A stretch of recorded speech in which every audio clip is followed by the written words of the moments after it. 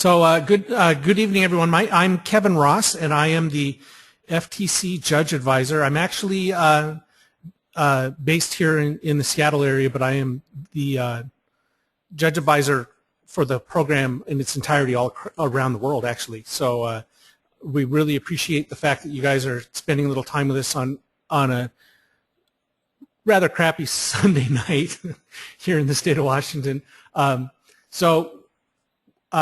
We are going to be talking about FTC judging, and I'm assuming that most of you are completely new to this.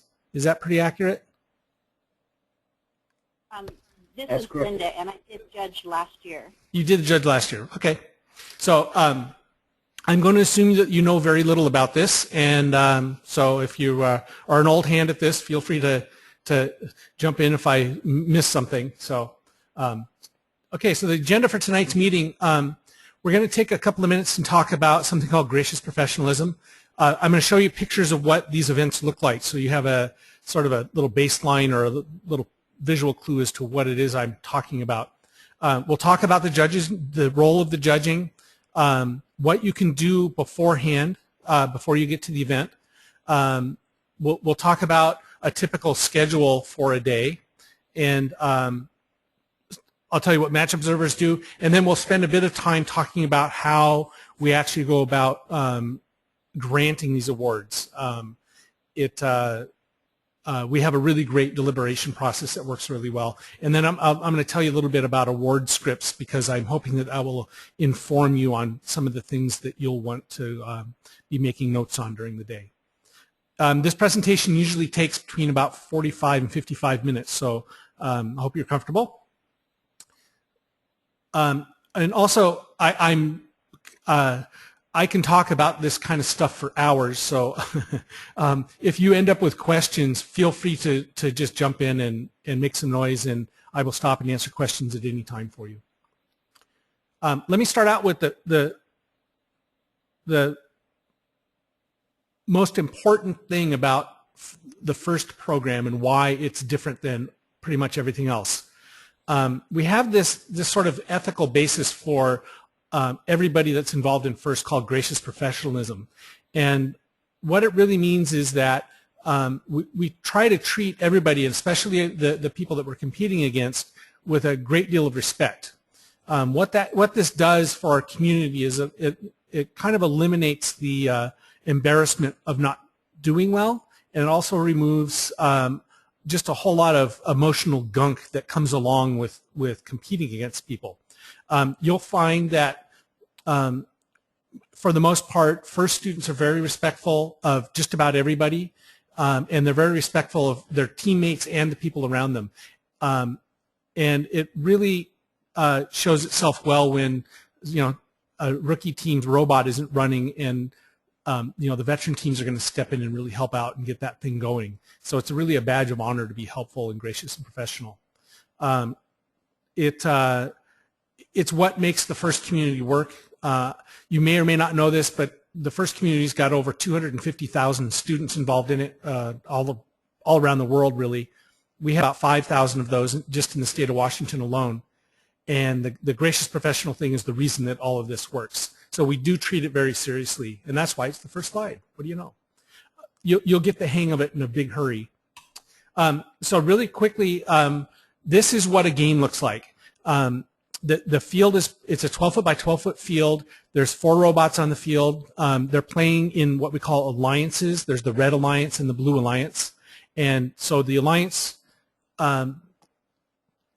forms a team of 2 robots that are playing against the other 2 robots. And the kids, for the most part, are driving these robots using these remote controls.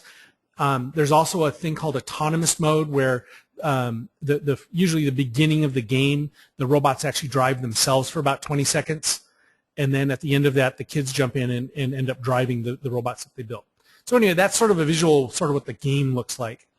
The robots are built out of a thing called a Lego Tetrix kit. The kits are it's sort of like a Erector set with a computer and a whole bunch of cool motors. It's really kind of a nice little deal for the students. They can do quite a bit of stuff without having access to power tools. They are also allowed to make their own parts, and some of the more advanced teams do, but quite a few of the teams just sort of go with what is in the kit. They're allowed to put as much stuff on their robot as they want. They can use multiple kits if they wish. And then there's a rather restrictive list of other materials that they can use. So the robots there are no canned designs for this, so the students are responsible for coming up with their own robot designs. Okay. The teams are usually between 3 and 10 students. Some of the teams are a little bigger than that, and that's okay. They're high school kids. They're having a great time. They've been working on this thing since September, and it culminates in these competitions that we're running. So you'll see them dressed up in all sorts of goofy garb. They usually have matching T-shirts, and we're hoping that they're out there celebrating themselves. So this is these are kind of typically what the teams end up looking like. We're going to talk a bit about the interviews, judge interviews, and this is what it sort of looks like. A team has come in with their robot. They're talking to the judges who are currently seated, but you don't have to be seated. And they'll come in and we'll have a judge interview with them, and you're going to end up talking to them and discussing what sort of things they did and learned and how their robot works. We'll talk about that quite a bit at depth. Another room that we refer to as the judging room, which is really just a blank room somewhere. For our events,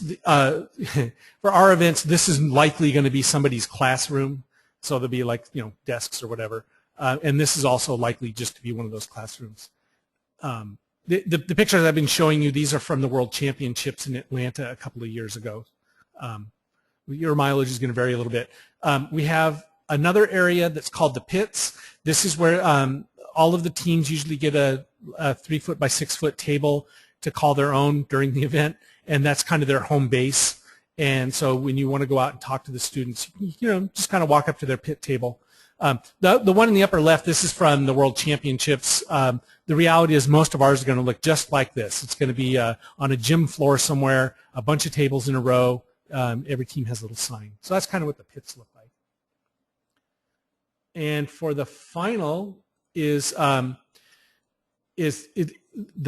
play field that we're going to be using is going to look a lot more like this thing up here on the left. It's going to be a 12-foot by 12-foot play field. Again, here's the Red Alliance on the left, the Blue Alliance on the right. There'll be some sort of curtain or backdrop and a projection screen, and then the stand. So it looks very, very similar to this in pretty much all of our venues. So I'm hoping that little visual tour just kind of give you, some clues so that when I'm talking about stuff, you can get a little mental image of that in your head. Good so far? Any questions? Yeah, it's all good. It is, David. Are all the fields 12 by 12? I've seen 1 or 2 of them. But yes. Yep. This is a regulation field. The game is different this year. We'll take a quick peek at the game a little bit later, but yeah, the field will always be 12 by 12. It's a good size. It fits in classrooms and such. Okay, so we have a really important role in this whole thing.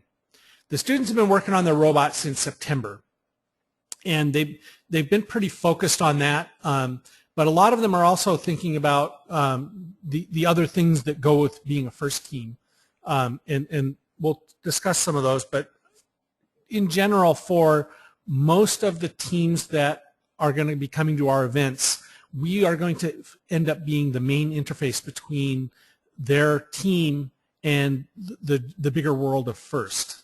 We will spend more time talking to them as representatives of FIRST than just about anybody else. And so there are several key components to understanding how that works best. One of them is, we're trying to be ambassadors for the program, and so our goal is to be very encouraging towards the students. They've built something that moves. 99, I don't know what the right number is, but it's going to be close to 99.98% of the rest of the population of our planet will never actually sit down and take all of the trouble to build something and program a computer to make something move. So that already puts these kids in a fairly elite class in one respect. And so, you know, we're there to support them and to cheer for them and really be receptive to what they've done and be interested to hear about what they've done. We are on the team side pretty much at all times. So our role as judges is really to learn their story rather than, you know, assigning grades or being critical of them. What we really want to do is we want them to feel comfortable enough to tell us their story, to tell us what they've done, and really to be that, you know, somebody that they don't know, some third party who's got an appreciation for what it is that they've achieved. So part of that is that we're going to be detectives. We need to help the students express themselves and tell their story. So we'll be asking all sorts of questions, and we'll be kind of snooping around looking at stuff.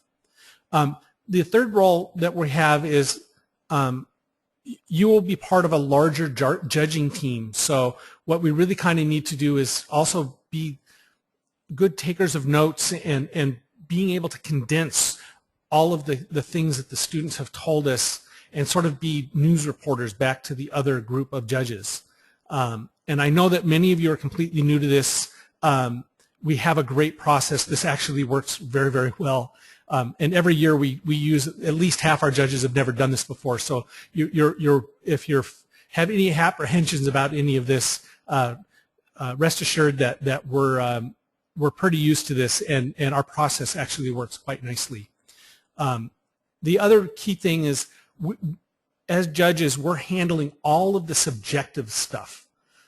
There are no good measures. There are no metrics for the students for almost all of the judged awards. So by default, since it is subjective, there's no way for you to be wrong. And so take great pride and comfort in that. You will get through this and do the correct thing. Okay? So let's talk about, does that make sense? Any questions about that? Okay, so what sort of information do we need to gather up? We're going to be doing what we call formal judging interviews, where the teams have an appointment to come talk to you.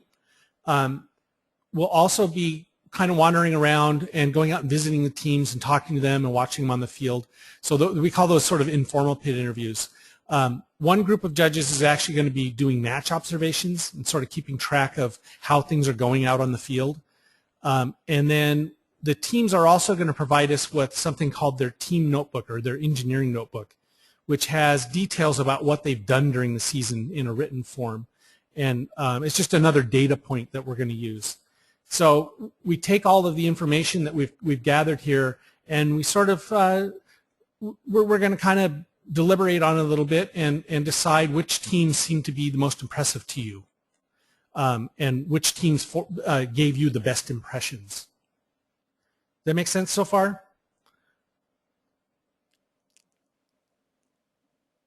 Okay, so let's talk about before the event happens. For us, that means for if you're in Tahoma, that means sometime this week. We'd really appreciate it if you'd take about 30 or 40 minutes to sort of set it aside and take a look at some stuff. And to help you along with that, let me show you what that stuff is. If you go to this website, and by the way, all of these links I'll be providing to you. If you go to usfirst.org, FTC game, this is the national website. There's a 11-minute video up here. It's a YouTube video. I'd suggest watching this. What this will show you is this is the kickoff video that the team saw, and it sort of sets the stage for what their starting point was with the game. It'll also kind of explain to you, a bit of the rules of the game and sort of give you a feel for what the problem is that the kids were working on. The other thing is there's a whole bunch of stuff up here. You do not need to read most of this. But if you get a chance, this is the game manual. Kind of read through it a little bit.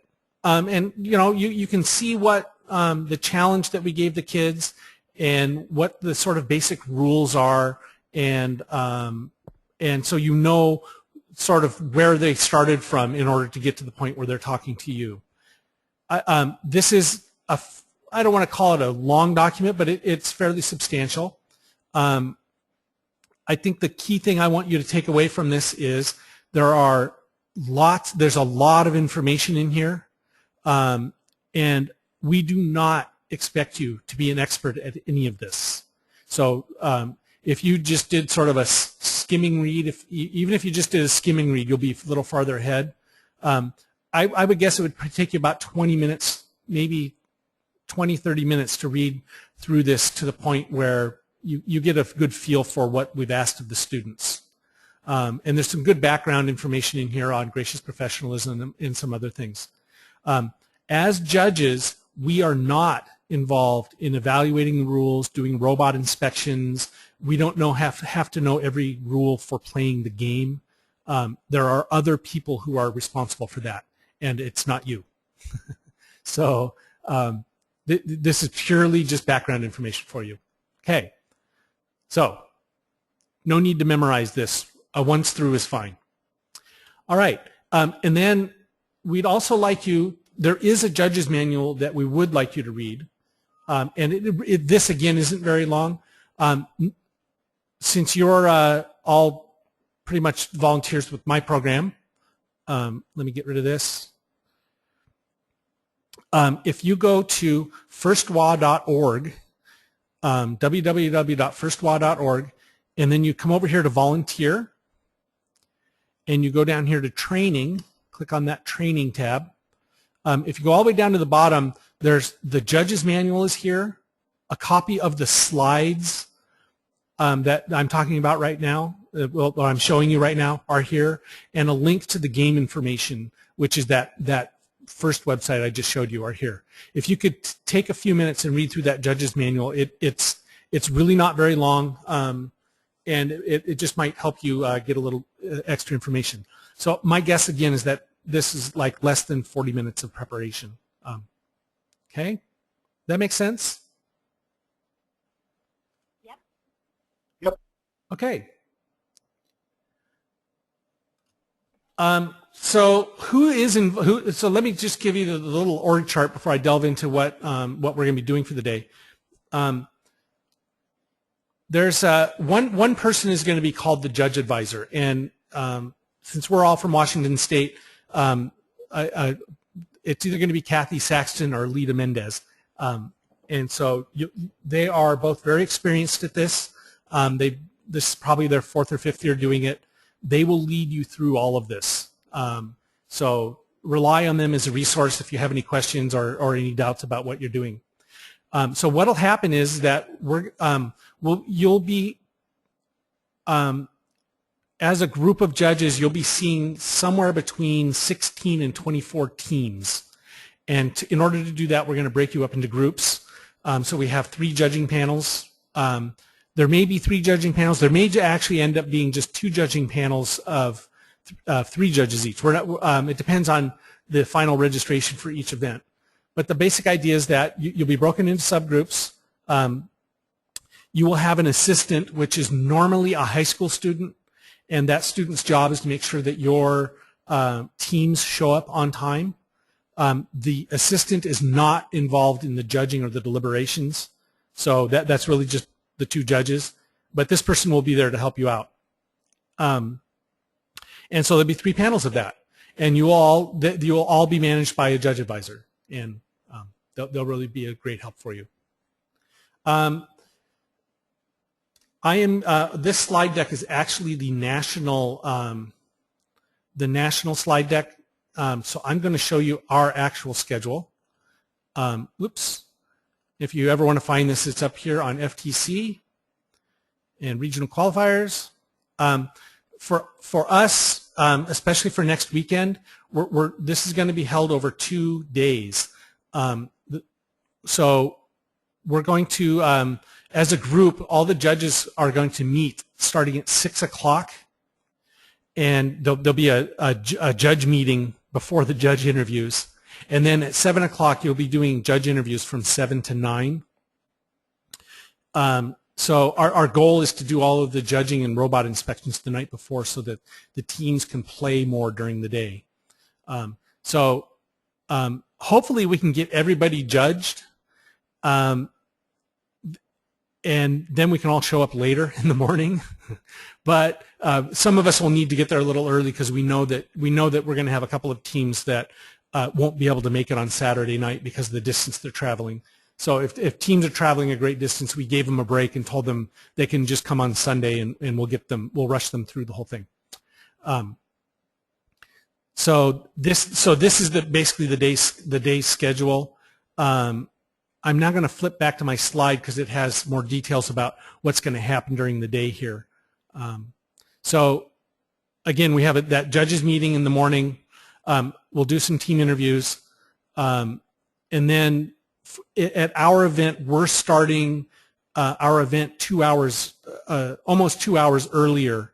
The actual opening ceremonies are at 10, and the game starts at 10:30.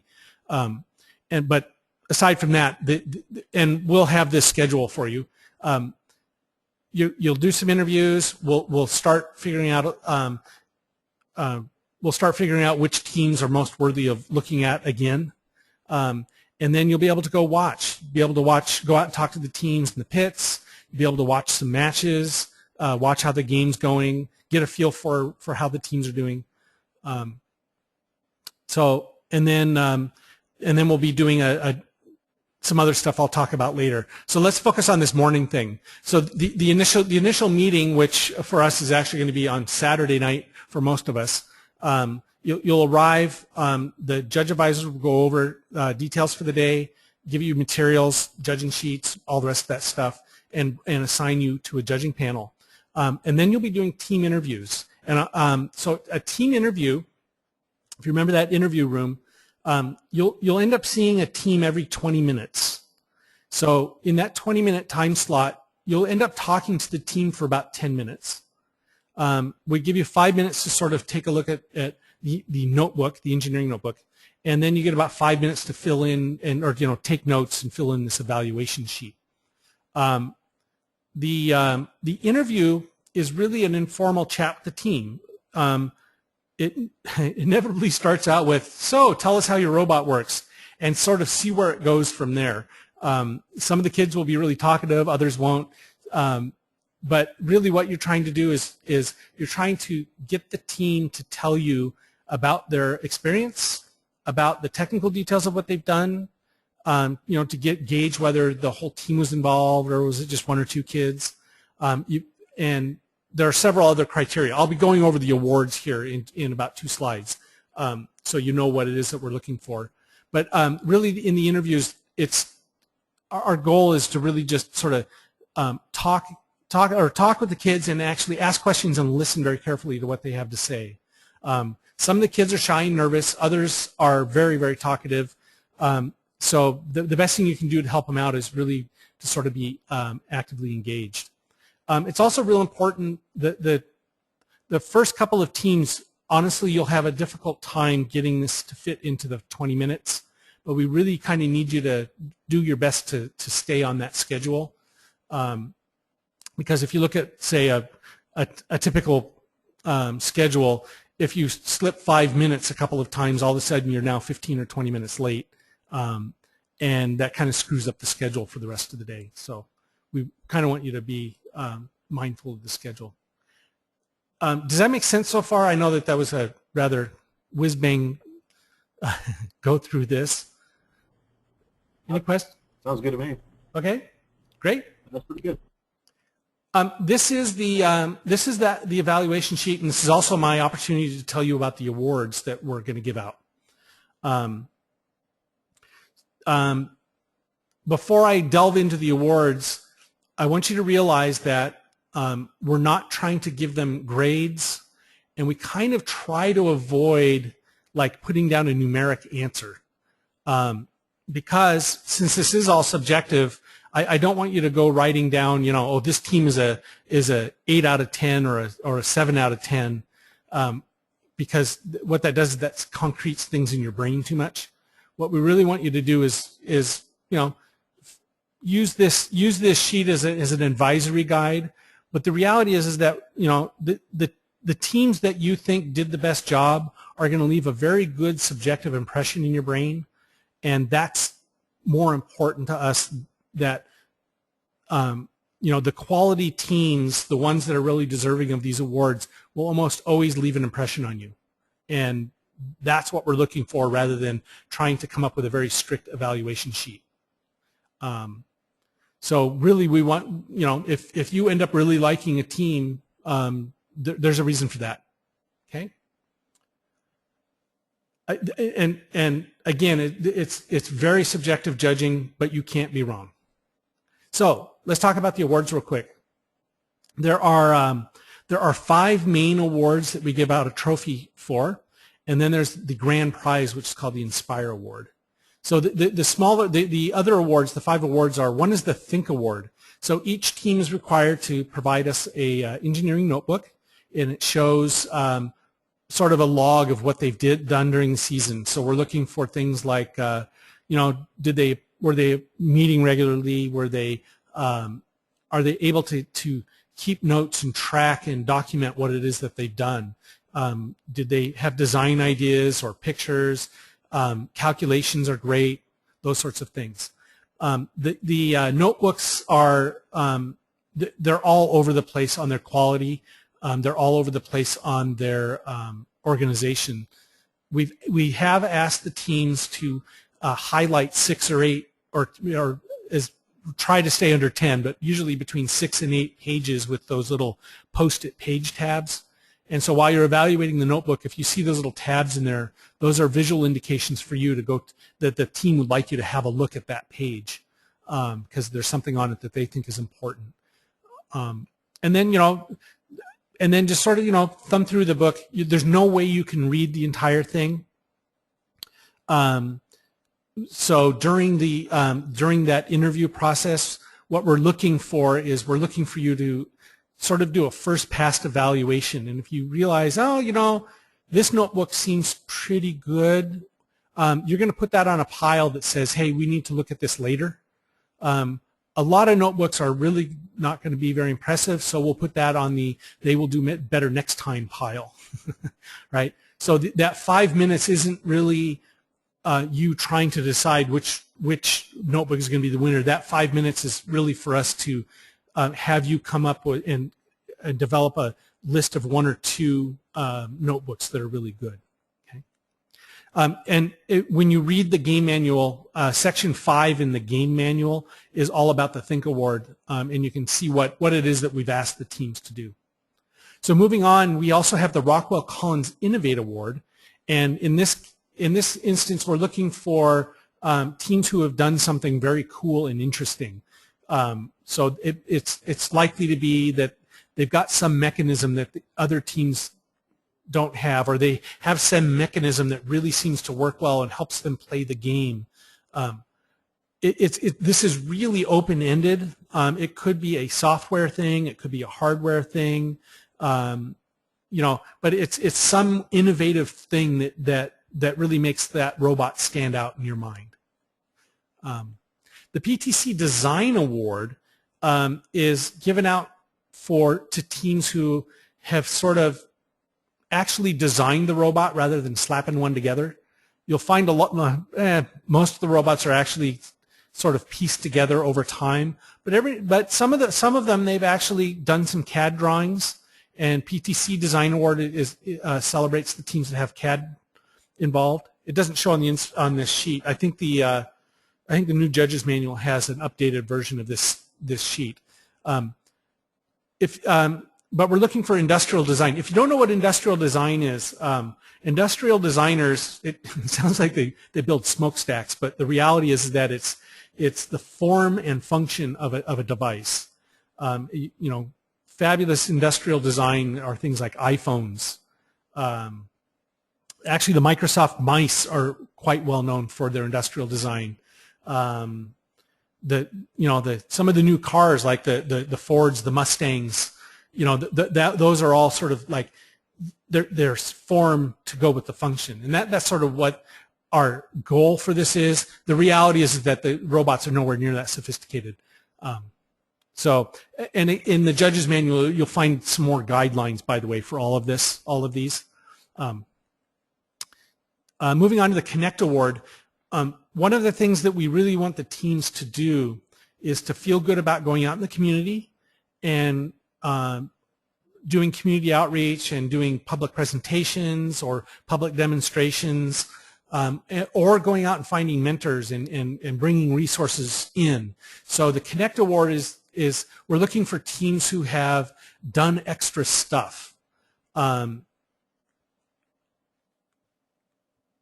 voice IP has dropped out. David, can you hear me now? I can hear you. You can hear me? Okay. Was it just out for a second or was it out for a while? Just a second for me. Okay, no worries. All right. So so really the Connect Award, we're looking for teams who are engaged with the community outside themselves. Okay. The Motivate Award is our attempt to convince the students that they have done something really cool and amazing and they should be very proud of themselves. So rather than being, dressed up in a tie and standing in the corner like a science fair table, we encourage the kids to be unique and identify themselves with enthusiasm and spirit and to decorate themselves with, shirts or logos or hats or, whatever comes out of that. So the Motivate Award is really for the teams who are celebrating themselves.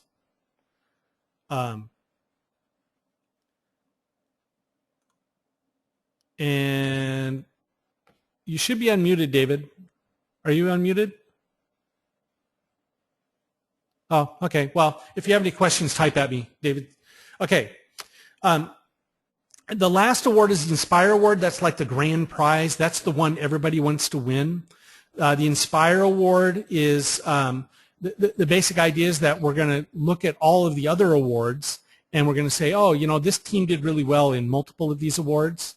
And we'd like to give them the grand prize because they are a nice, well-balanced role model team. Okay, so that's sort of the idea behind the Inspire Award. All right. Are you, David? Are you still muted? Try talking again. Oh, my machine tongue. Oh, well, there we go. There, it came back. Okay.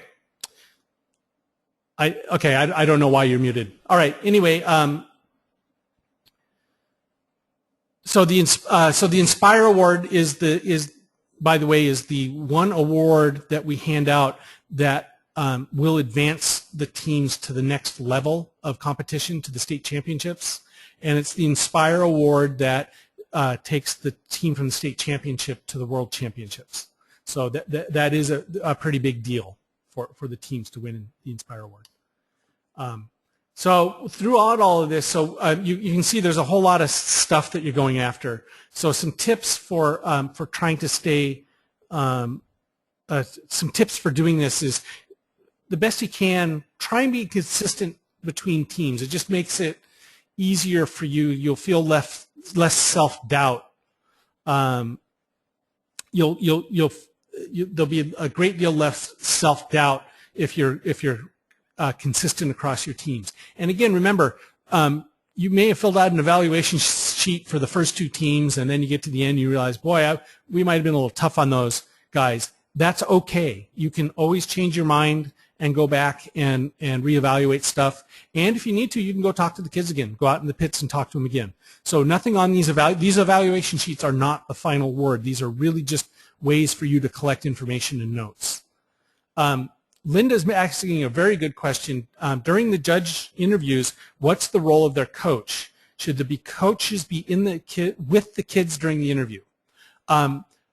We want to hear from students, and so we've encouraged the coaches to let the students do the talking. And we even tell them that if you don't think that you can keep your yacker shut, you shouldn't go in the interview room. we allow them to come in and watch, but they are not supposed to be active participants. And it's, you know, if the mentor keeps jumping in to coach the kids during the interview, it's okay to say in your back of your brain, well, the kids didn't know their stuff. So, you know, I don't want to say we're dinging them for it, but we are.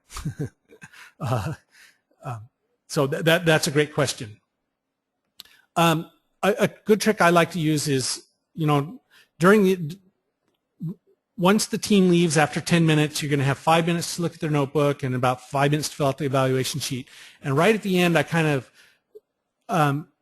I like to keep my favorite teams at the top of my pile and the teams that I know will do better near the bottom of the pile. And it just sort of helps keep my brain engaged so that I can be engaged in the teams that I'm pretty sure I'm going to nominate and not have to keep looking through the teams that I'm not going to nominate, if that makes sense. And I'd also like to remind you to take really good notes. Remembering a team 6 hours later, which is going to happen, or actually in our case might be 24 hours later, is really rough. You'll be going, oh man, I've seen 8 teams in a row, and I can't remember if it's the first team or the second team had the pink hats, right? So some good ideas are, you can also use your cell phone camera, by the way, to snap a picture of the team. That visual helps a lot, just to remind you. So that's another trick I have is I bring my Android phone has a camera on it, or one year I even brought a little digital camera with me. Okay, is this making sense? Any questions? We're almost there. Okay, so once we're done with those team interviews, we do something called the initial deliberations. And if you'll recall, our Washington State schedule is just a little different than this, and you'll get a schedule on that day. And actually, I know one of you are from Olympia, and we just started talking this evening about making Olympia a Sunday only because it's going to be a smaller event than the others. So, but the idea is that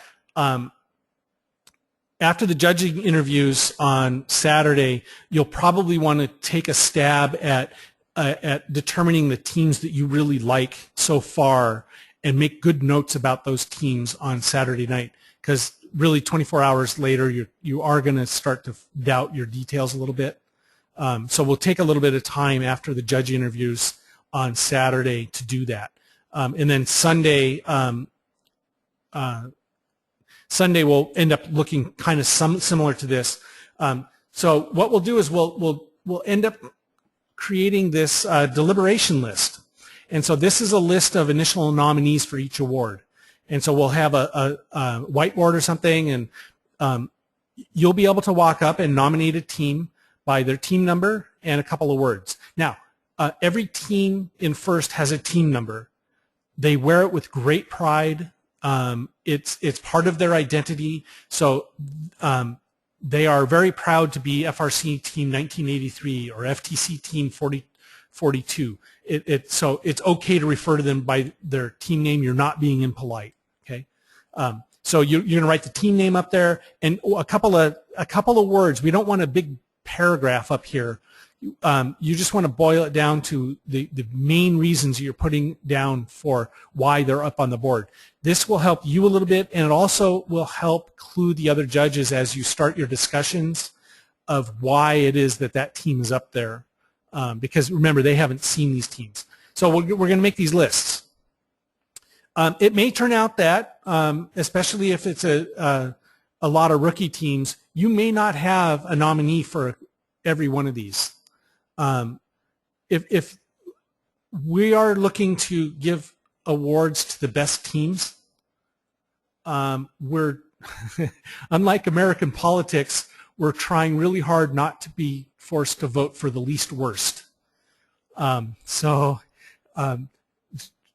what we really want you to do is to, if you're going to nominate somebody, do it because you like them. We don't want you to go, oh, well, we didn't really have anybody, but maybe this team we could put up for Connect. If you're in that frame of mind about a team, you don't need to nominate anybody. And it just reduces the number of teams that we need to put up here. If you don't think that they're going to survive, there's please, our goal is to make the decisions early. So it just helps if you don't nominate a team. All right, so once they all get up there, we'll end up reorganizing you guys, and we're going to reorganize by having you break into groups that would like to do specific awards. These are small judging panels, so it'll usually end up that 2 judges will go out and work on the Motivate and Connect award.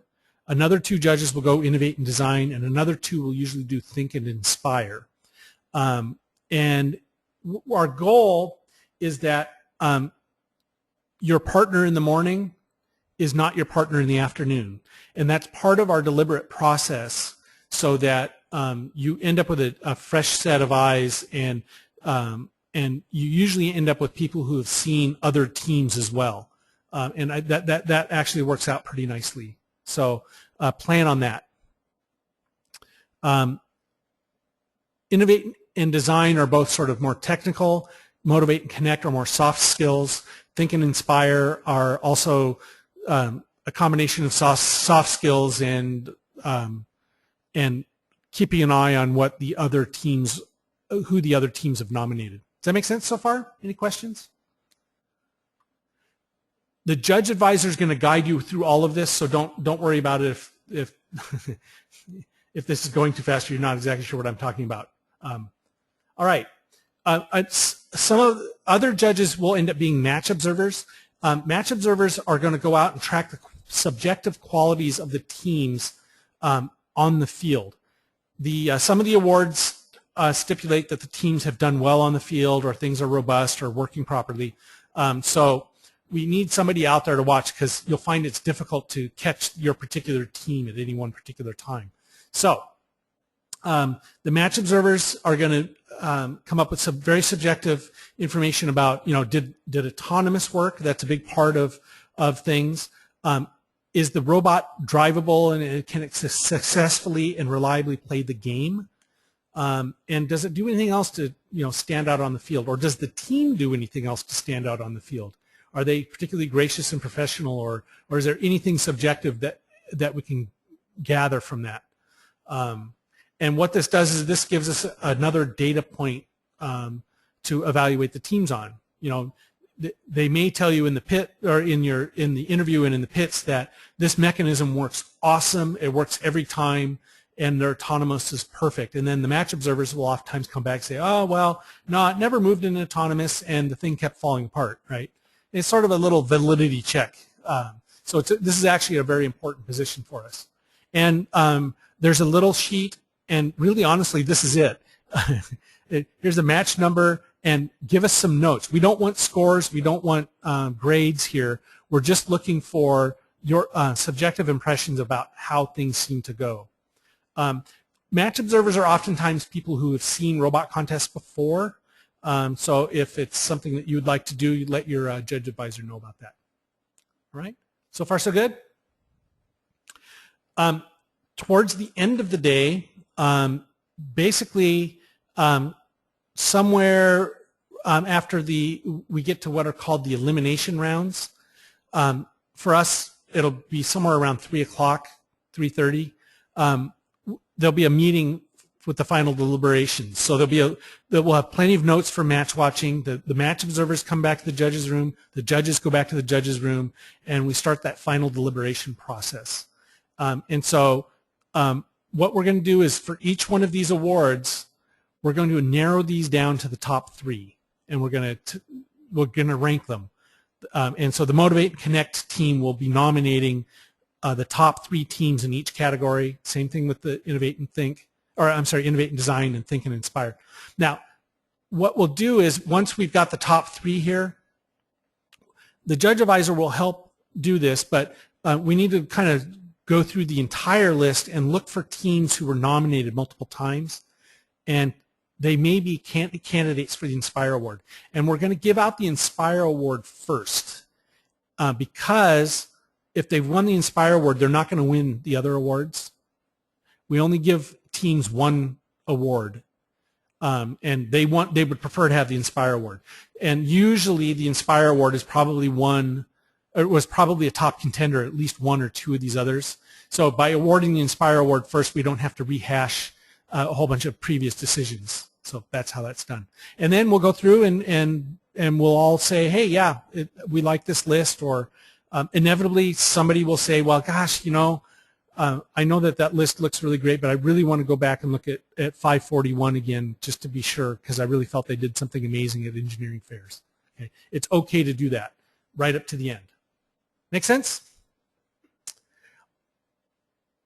Questions? And again, you will get a lot of help through this process. The last thing we're going to do is something called award scripts.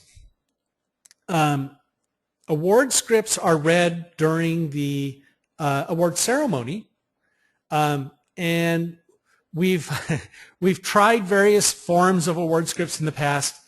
Some of them are very long and describe in great detail why it is we're giving this team this award. And it turns out that if you get more than 3 or 4 sentences, nobody remembers what got said. So we've realized that it's actually a lot more fun to basically tease the teams. And so we've gotten it down to this sort of 3-sentence structure. And so the idea is that we're going to say something fairly vague. It can apply to almost anybody, but it's got some subtle hint. And then the second sentence, the hint in the second sentence sort of narrows it down a little bit, and the winning team's probably going to pick up on it. The third sentence has got a big hint, and the team is really going to start to squirm in their seats. And then we give them, and the award goes to. So the reason I'm pointing this out is that while you're judging, some of the things we'd like you to take notes on are things that we can use to write these scripts. Team colors, team name, robot name, student names if they've got a funny nickname for somebody, any other quality about the team that really makes it unique. And you'll know it when you see it. Some of them will be the clothes they're wearing, some of it will be some cheer that they have, or some little story that they've told you that just kind of made them stand out. Those are all good things to take notes of while you're out doing all this information gathering, right? So it could be notes from the formal interview, informal interviews, managed observations. Something out of the notebook is always fun because the kids really don't expect that. Okay, so that's why the notes are important. So just to give you a little more concrete example, so Team 3344, the Robo Knights from Carnation, and they're up for the PTC Design Award.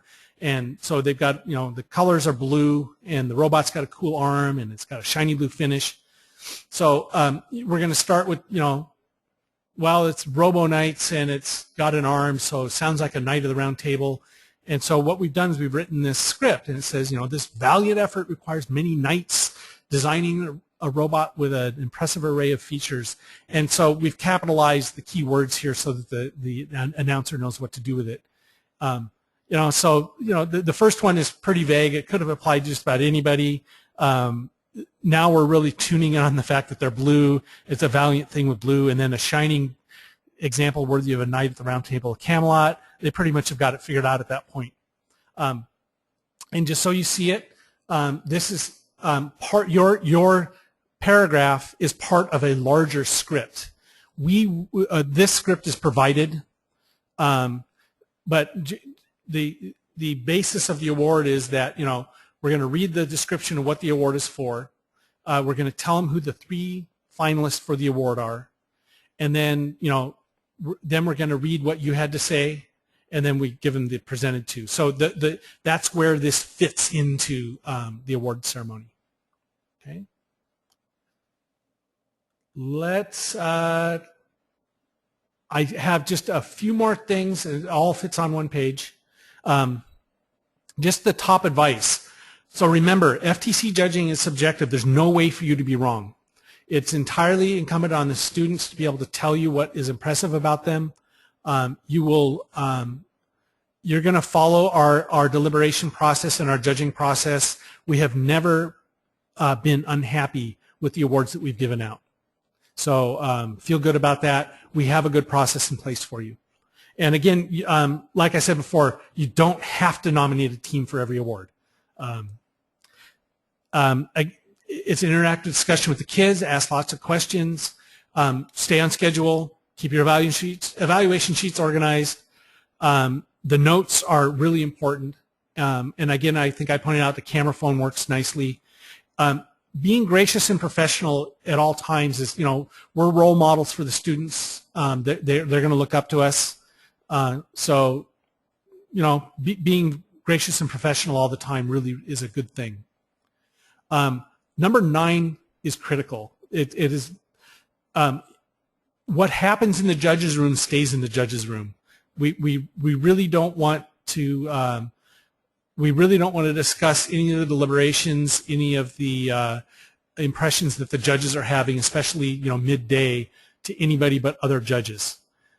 So there's nothing more deflating to the students than you winking at them saying, "Oh, I bet you guys are probably going to win this award," right? And then come at the end of the day, they don't get it. It's just really deflating. And the other big one is, if the kids are asking, "How are we doing?" you can. The easy answer is, "You guys are doing an awesome job, and we're still evaluating everything, and we hope to see you later," and walk away. And the one you really want to run from is, and you'll occasionally get this, one team will ask you, "How are we doing better than that team over there?" You don't want to touch that question with a 10-foot pole. And so really you just got to say, "Wow, it's great talking to you guys. I'm sorry I have to go back to the judge's room," and then run like hell, because you really don't want to get in that discussion. It's a no-win situation. Okay, and then 10 and 11 are actually just very mundane but really important. You're going to be shaking a lot of hands, high-fiving a lot of kids. Use the hand sanitizer often and try not to touch your eyes, nose, or mouth. That's how you prevent getting colds. It's really easy to get sick at one of these things because the kids' immune systems are more resilient than ours are. So, and lastly, this is a blue jean, tennis shoe, t-shirt sort of thing. We will have a t-shirt for you at the event. So wear comfortable shoes. This is definitely not a high heels sort of thing. Don't dress up. You'll be completely out of place. Everybody's in tennis shoes, blue jeans, and t-shirts. So very, very informal. Make sense? Any questions? Okay. A couple of final thoughts. Thank you so much for volunteering to do this. This is my 13th year doing FIRST, and I am like many, many people in our area completely addicted to this. The impact that we're having on the students in inspiring them to try things that are beyond their normal world, the impact is just amazing, and we really do change lives. And it's one of the great joys of my life is talking to the kids, talking to the girls who all of a sudden realize, "Oh, I guess I'm a lot smarter than I thought I was." Or they decide, rather than going to cosmetology school, we've got kids now going into science and engineering and medicine. And most of that is based on the fact that we are showing them that they can do this, that they are smart enough to do this, and that their opinions are appreciated, and that they should have self-confidence in what they're doing. And that's really what our entire program is about. With your help, we are going to change some lives over these events. And it is real, and it is very direct. And I don't mean that to be trite or patronizing in any way. You'll see it when you get there. So thank you very, very much for doing that. If you have any other further questions or issues, you're welcome to email me. There's my email address. I will see most of you actually this weekend, and I will also be in Olympia, and so we really look forward to seeing you, and that's about all I have to say. Any other questions